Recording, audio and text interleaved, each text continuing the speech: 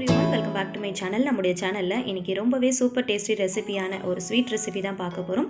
வாயில வெச்சதுமே அப்படியே பனி போல கரஞ்சு போற அளவுக்கு ஒரு சூப்பரான ஸ்னோ ஸ்வீட் ரெசிபி எப்படி செய்யலாம்ன்றத பத்தி தான் இந்த வீடியோல நம்ம இன்னைக்கு தெரிஞ்சுக்க போறோம்.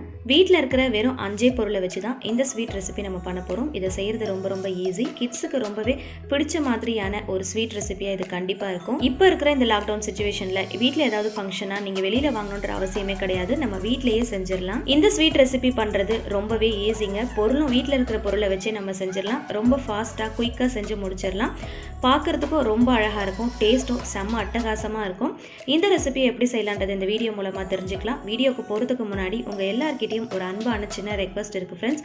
நீங்க ஃபர்ஸ்ட் டைம் நம்ம சேனலை பார்க்குறீங்க இல்ல இன்னும் நம்ம சேனலை சப்ஸ்கிரைப் பண்ணாம இருக்கீங்க அப்படின்னா கீழே இருக்கிற ரெட் கலர் சப்ஸ்கிரைப் பட்டனை கிளிக் பண்ணிக்கோங்க. பக்கத்துல இருக்கிற பெல் ஐக்கனையும் சேர்த்தே கிளிக் பண்ணிக்கோங்க. அப்பதான் நாங்க அப்டேட் பண்ற ஒவ்வொரு டிஃபரெண்டான ரெசிபிஸ் நோட்டிஃபிகேஷன் உங்களுக்கு வரும். வாங்க ஃப்ரெண்ட்ஸ், இதை எப்படி செய்யலாம்ன்றது இந்த வீடியோ மூலமா தெரிஞ்சுக்கலாம். இந்த ரெசிபி செய்யறதுக்கு ஃபர்ஸ்ட் ஒரு பேன் எடுத்துக்கோங்க. இதுல 2 கப் அளவுக்கு கொஞ்சம் கூட தண்ணி சேர்க்காத நல்ல திக்கான மில்கா சேர்த்துக்கோங்க. 1/2 கப் அளவுக்கு சுகர் ஆட் பண்ணிக்கலாம். ஃப்ளேவருக்காக 1/4 ஸ்பூன் அளவுக்கு வெனிலா எசன்ஸ் ஆட் பண்ணிக்கிறேன். சப்போஸ் வெனிலா எசன்ஸ் இல்லை அப்படின்னா நீங்கள் ஏலக்காய் தூள் கூட சேர்த்துக்கலாம். அப்படி இல்லைனா ஏலக்காவை பிச்சு உள்ளே இருக்கிற அந்த சீட்ஸை மட்டும் நல்லா தட்டி சேர்த்துக்கோங்க. இது கூடவே 3 டேபிள் ஸ்பூன் அளவுக்கு கார்ன்ஃப்ளவர் சேர்த்துக்கோங்க. சேர்த்துட்டு நல்லா மிக்ஸ் பண்ணி விட்டுக்கோங்க. இப்போ வரைக்கும் நம்ம கவுண்டர் டாப்பில் வச்சு தான் பண்ணிட்டு இருக்கோம். இதை ஸ்டவ்வில் வச்சு பண்ணக்கூடாது. ஏன்னா கார்ன்ஃப்ளவர் சேர்த்துருக்கிறதுனால இது சீக்கிரமாக கட்டி ஆயிரும். அதனால ஃபர்ஸ்டே நம்ம எல்லாத்தையும் மிக்ஸ் பண்ணிக்கலாம். அதுக்கப்புறமா ஸ்டவ் ஆன் பண்ணி வச்சுக்கலாம். இப்போ ஸ்டவ் ஆன் பண்ணியாச்சு. ஆன் பண்ணிவிட்டு சிம் டு மீடியம் ஃப்ளேமில் வச்சு நல்லா நீங்கள் மிக்ஸ் பண்ணி விட்டுட்டே இருங்க. 5 மினிட்ஸில் நல்லா கட்டி ஆயிரும் நம்ம கார்ன்ஃப்ளவர் சேர்த்துருக்கறனால. இப்போ ஸ்டவ் ஆஃப் பண்ணிவிட்டு 1 ஸ்பூன் அளவுக்கு நம்ம பட்டரை ஆட் பண்ணிக்கலாம். பட்டர் இல்லை அப்படின்னா நீங்கள் கீ கூட ஆட் பண்ணிக்கலாம். கீயும் இல்லைனா நீங்கள் 1 ஸ்பூன் அளவுக்கு வெஜிடபிள் ஆயில் ஆட் பண்ணிக்கலாம். கடலை எண்ணெய்லாம் இதில் நீங்கள் ஆட் பண்ணக்கூடாது. டேஸ்ட்டு ஃப்ளேவர் எல்லாமே மாறிடும். ஸோ வெஜிடபிள் ஆயில் இருந்துச்சுன்னா ஆட் பண்ணிக்கோங்க. பட்டரை ஆட் பண்ணியிருக்கிறதுனால நல்ல கிளாஸியாக இருக்கும். அதுக்காக தான் கொஞ்சம் கூட கட்டி இல்லாமல் நல்லா மிக்ஸ் பண்ணி விட்டுக்கோங்க. ஆல்ரெடி நம்ம வந்து ஸ்டவ் ஆஃப் பண்ணிட்டோம். ஆஃப் பண்ணதுக்கப்புறமாவும் நல்லா ஒரு தடவை மிக்ஸ் பண்ணி விட்டுக்கோங்க. இப்போ வந்து இதை நம்ம ஒரு பவுலுக்கு ட்ரான்ஸ்ஃபர் பண்ண போகிறோம். இந்த மாதிரி குட்டி குட்டி பவுலாக எடுத்துக்கோங்க. இந்த பவுலுக்குள்ளே கொஞ்சமாக பட்டர் அப்படி இல்லைன்னா கீ அப்ளை பண்ணி வச்சுக்கோங்க. நீங்கள் இந்த ப்ராசஸ் ஸ்டார்ட் பண்ணுறதுக்கு முன்னாடியே அப்ளை பண்ணி வச்சுருங்க. அப்போ தான் நம்ம இதை கலந்து விட்டதுக்கப்புறமா ஸ்டவ்லேருந்து இறக்குனதுமே உடனே இந்த கிண்ணத்தில் மாற்றிடணும். இல்லைனா பேன்லேயே வந்து ஒட்டிரும், கட்டி கட்டியாக ஆயிரும். ஸோ ஸ்வீட் வந்து பார்க்குறதுக்கு நல்லா இருக்காது. ஸோ அதனால் இந்த ஸ்வீட் ரெசிபியை நீங்கள் செய்யறதுக்கு ஸ்டார்ட் பண்ணுறதுக்கு முன்னாடியே நீங்கள் எந்த பவுலில் ஊற்ற போகிறீங்களோ அந்த பவுலில் வந்து கீ பட்டர் இல்லைன்னா ஆயில் அப்ளை பண்ணி வச்சுக்கோங்க. இதை எடுத்து ஊற்றுறதுக்கு நீங்கள் வந்து இந்த மாதிரி ஒரு குழிக்கரண்டி குழம்பு கரண்டி இருக்கும் இல்லையா, அதையே நீங்கள் யூஸ் பண்ணி எடுத்து ஊற்றிக்கலாம். ரொம்ப ஈஸியாக இருக்கும். நீங்கள் டக்குன்னு இதை எடுத்து ஊற்றிடணும். இல்லைனா கட்டியாகி பேன்லேயே ஒட்டிடும். ஸோ அதனால் நான் மறுபடியும் சொல்கிறேன், இந்த ப்ராசஸ் ஸ்டார்ட் பண்ணுறதுக்கு முன்னாடியே நீங்கள் வந்து ஃபஸ்ட்டு பவுலை ரெடி பண்ணி வச்சுக்கோங்க. அப்போ தான் கட்டி இல்லாமல் நல்லா பார்க்குறதுக்கு கிளாஸியாக ஸ்மூத்தாக இருக்கும். இப்போ பாருங்கள், எல்லா பவுல்லையும் நான் ஊற்றி வச்சுட்டேன். இதை வந்து அப்படியே நம்ம ரெஃப்ரிஜரேட் பண்ண போகிறோம். ஃப்ரீசரில் வைக்கக்கூடாது, ரெஃப்ரிஜரேட் பண்ண போகிறோம். அதாவது ஃப்ரிட்ஜில் சாதாரண கவுண்டரில் வச்சு நம்ம வந்து இதை செட் ஆகிறதுக்காண்டி ஒரு 3 மணி நேரம் வைக்க போகிறோம். இந்த ஸ்வீட் செய்கிறதுக்கு நமக்கு ரொம்ப அதிகமான டைம்லாம் தேவைப்படாது. வெறும் 5 நிமிஷம் தான். 5 நிமிஷத்தில் ரொம்ப ஃபாஸ்ட்டாக குயிக்காக ரெடி பண்ணிடலாம். இப்போ 3 மணி நேரம் ஆயிடுச்சு. ஃப்ரிட்ஜிலேருந்து நம்ம எடுத்தாச்சு. இப்போ பாருங்கள், கொஞ்சம் கூட கையில் ஒட்டவே இல்லை. இந்த மாதிரி உங்களுடைய விரலை வச்சு சைடில் மட்டும் லைட்டாக இந்த மாதிரி எடுத்து விட்டுக்கோங்க. அப்போ தான் நம்ம திருப்பி போடுறப்போ ஈஸியாக பவுல்லேருந்து வெளியில் வந்துடும். நம்ம ஆல்ரெடி வந்து பட்டர் அப்ளை பண்ணியிருக்கறனால கொஞ்சம் கூட ஒட்டாமல் ஈஸியாக நம்ம வந்து திருப்பி போடுறப்போ வந்துடும். பாருங்கள், ரொம்ப ஈஸியாக வெளியில் வந்துருச்சு. பார்க்கவே ரொம்ப கிளாஸியாக இருக்குது. நம்ம பட்டர் ஆட் பண்ணியிருக்கிறதுனால நல்ல ஸ்மூத்தாக இருக்கும். இப்போ இதை வந்து டெசிகேட்டட் கோகனட் யூஸ் பண்ணி நான் டெக்கரேட் பண்ண போகிறேன். இந்த டெசிகேட்டட் கோகனட் எல்லா டிபார்ட்மெண்டல் ஸ்டோர்லேயுமே கிடைக்குது. நீங்கள் வீட்லேயே கூட ப்ரிப்பேர் பண்ணிக்கலாம். கொப்பரை தேங்காவை பின்னாடி இருக்கிற அந்த ப்ரௌன் கலர் பார்ட்ஸை மட்டும் ரிமூவ் பண்ணிவிட்டு மிக்ஸி ஜாரில் நல்லா பொடி பண்ணிக்கோங்க. பொடி பண்ணிவிட்டு நல்லா நெய்யில் போட்டு ஃப்ரை பண்ணி எடுத்தாலே போதும். நம்மளுக்கு டெசிகேட்டட் கோகனட் ரெடி ஆகிடும்.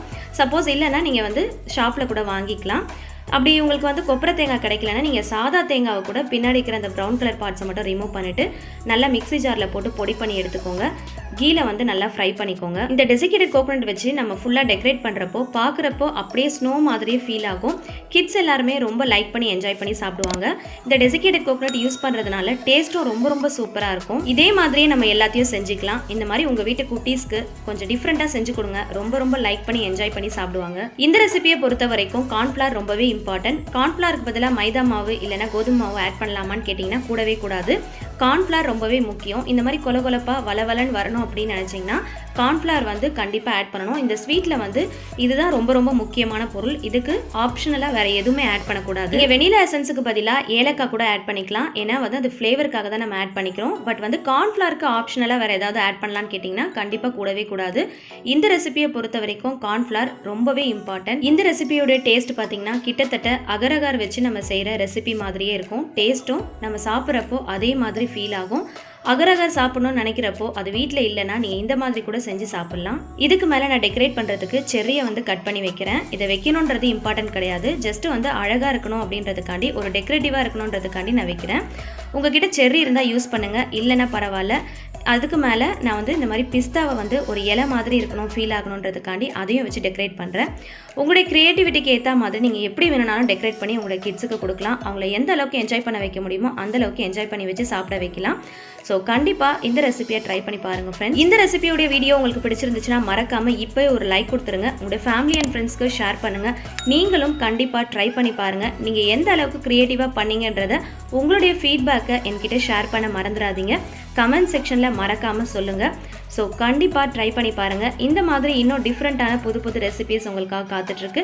ஸோ நம்முடைய சேனலை மிஸ் பண்ணாமல் பாருங்கள், தொடர்ந்து சப்போர்ட் பண்ணுங்க. இந்த மாதிரி நிறைய டிஃப்ரெண்ட்டான புது புது ரெசிபிஸ் ஆல்ரெடி நம்மளுடைய சேனலில் இருக்குது. ஸோ ப்ளீஸ் டைம் கிடைக்கிறப்போ செக் பண்ணி பாருங்கள். இதுக்கப்புறம் நம்மளுடைய சேனலில் வரப்போகிற அப்கமிங் வீடியோஸ் எல்லாத்தையும் மிஸ் பண்ணாமல் பாருங்கள். தொடர்ந்து நம்மளுடைய சேனலுக்கு சப்போர்ட் பண்ணுங்கள். உங்களுடைய சப்போர்ட் எங்களுக்கு ரொம்பவே முக்கியம்.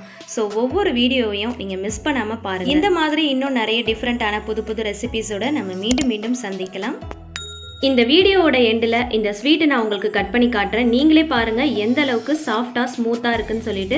இந்த ரெசிபியை உங்கள் வீட்டு குட்டீஸ்க்கு செஞ்சு கொடுக்க மிஸ் பண்ணிடாதீங்க. கண்டிப்பாக அவங்க ரொம்ப ரொம்ப என்ஜாய் பண்ணி சாப்பிடுவாங்க. என்னுடைய கிட்ஸ் பர்சனலாக ரொம்ப லைக் பண்ணி சாப்பிட்டாங்க. எனக்குமே பர்சனலாக இந்த ஸ்வீட் ரொம்ப பிடிச்சிருந்தது. இதை நம்ம ஒரு தடவை செஞ்சோம் அப்படின்னா நமக்கே திருப்பி செய்யணும்னு தோணும்.